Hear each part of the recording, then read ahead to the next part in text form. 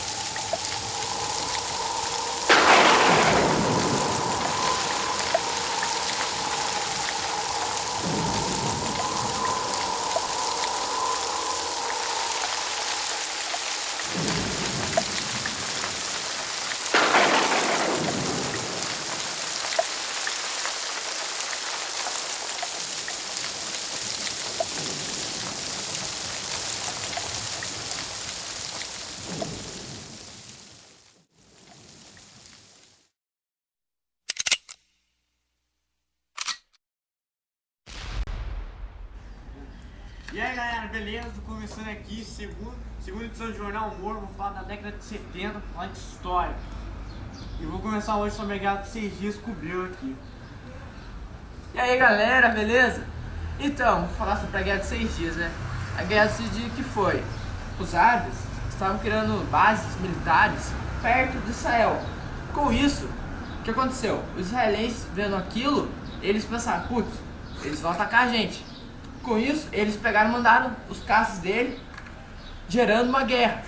Gerando uma guerra, os árabes contra-atacaram com seus aliados, mas mesmo assim ele foi mais prejudicado nessa guerra e perdendo a guerra com isso. Ah, você falou que eles fizeram bases militares em volta de Israel. Você falou, né? Você sabe por que eles fizeram isso? Então, isso não se sabe muito bem. Não se sabe. Mas por eles terem criado aquelas bases perto de Israel, os caras olharam aquilo lá e falaram, vai ter um ataque na gente.